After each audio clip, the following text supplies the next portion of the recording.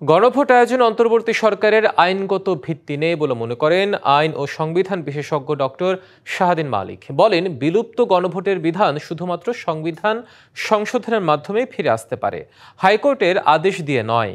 জুলাই সনদের মাধ্যমে যেভাবে সংবিধান পরিবর্তনের কথা বলা হচ্ছে তা পৃথিবীর ইতিহাসে নজিরবিহীন বলেও মন্তব্য তার। ডিবিসি নিউজকে দিয়ে একান্ত সাক্ষাৎকারে তিনি আরও বলেন, বর্তমান পরিস্থিতি বিবেচনায় ফেব্রুয়ারি নয়, জানুয়ারিতে ত্রয়োদশ জাতীয় সংসদ নির্বাচন হওয়া উচিত। একই সঙ্গে তিনি বলেন, জুলাই সনদে বিএনপির দ্বিমতের বিষয়টি চেপে যাওয়া স্পষ্টই প্রতারণা। দর্শক, এ বিষয়ে বিস্তারিত জানাতে বার্তা কক্ষ থেকে যুক্ত হয়েছেন সহকর্মী মিজান আহমেদ। আমরা মিজান আহমেদের সাথে যুক্ত হচ্ছি। মিজান আহমেদ, আপনাকে স্বাগত।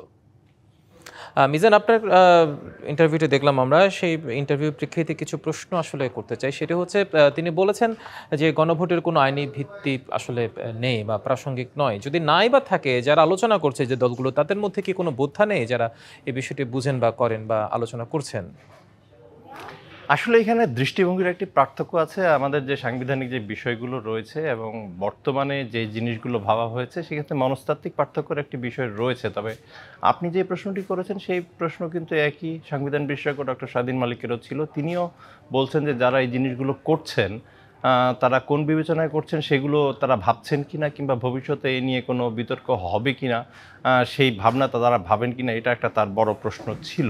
আপনি জানেন যে আসলে যদি আমরা গণতন্ত্রের যে অগ্রযাত্রা, সেই অগ্রযাত্রার কথা যদি বলি, তাহলে আসলে গ্রিসের অ্যাথেন্স থেকে কিন্তু খ্রিস্টপূর্ব ক্লিনথিসিসের যুগ থেকে কিন্তু গণতন্ত্র আনুষ্ঠানিকভাবে যাত্রা শুরু করে এবং তারপর বিভিন্ন ধারাবাহিকতার মধ্য দিয়ে কিন্তু আজকের এই গণতন্ত্র এই পর্যায়ে পৌঁছেছে।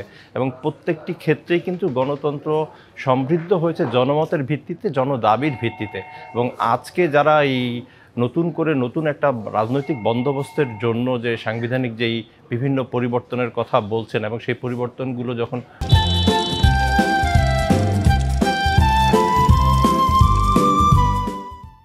গণভোটের মধ্যে দিয়ে নিয়ে আসছেন, সেক্ষেত্রে আসলে জনসম্পৃক্ততা কতটুকু, সে যেমন বিষয়টি রয়েছে, ঠিক তেমনিভাবে জনগণের কাছে বিষয়টি কতটা বোধগম্য সেটিও রয়েছে। আপনি জানেন যে আমাদের যে সংবিধান সংশোধনের ক্ষেত্রে কিন্তু 48টি প্রস্তাবনা রাখা হয়েছে। সেই 48টি প্রস্তাবনার পক্ষে যদি কোনো গণভোট হয়, সেক্ষেত্রে সেই 48টি প্রস্তাবনা কী তা নিয়ে যখন একজন ভোটার ভোট দেবেন, সে হয়তো সেই 48টি প্রস্তাবনার মধ্যে তার কাছে 60টির ব্যাপারে সে ইতিবাচক হতে পারে, 60টির ব্যাপারে সে হ্যাঁ বলতে পারে, সে 4টির ব্যাপারে না বলতে পারে। এই যে হ্যাঁ এবং না দুটোই বলার যে তার আগ্রহটা রয়েছে, সেই আগ্রহটা আসলে সে একটি ব্যালট পেপারের মধ্যে দিয়ে কীভাবে প্রতিফলিত করবে, এই বিষয় নিয়ে কিন্তু সংবিধান বিশেষজ্ঞদের প্রশ্ন রয়েছে।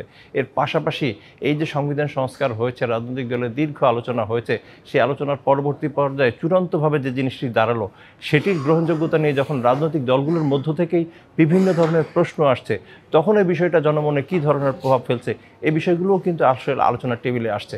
আর যদি গণভোটের কথাই বলতে হয়, সেক্ষেত্রে বলতে হয় পঞ্চদশ সংশোধনীর যেই আনা হয়েছে সংসদে, যেটা 2011 সালের 30শে মে, যেটা সংসদে পাস হয়। আমরা আইনি ভিত্তির কথা বলি, তাহলে বিভিন্ন প্রশ্ন চলে আসে। আরেকটি বিষয় তিনি বলেছেন, মানে ফেব্রুয়ারি নয়, জানুয়ারিতে নির্বাচন হওয়া উচিত ছিল যদি হতে হয়। সেক্ষেত্রে বিএনপির একই দাবি ছিল, ইনফ্যাক্ট সেটা ডিসেম্বরে বলেছিল তারা। সেক্ষেত্রে আসলে ফেব্রুয়ারিতে যদি না হয়, বা ফেব্রুয়ারিতে হওয়ার যৌক্তিকতা কি? আসলে কনসিকুয়েন্সটা কী, এবং সেই কনসিকুয়েন্সটার আলোকে কিন্তু এই কথাগুলো আলোচনায় আসা।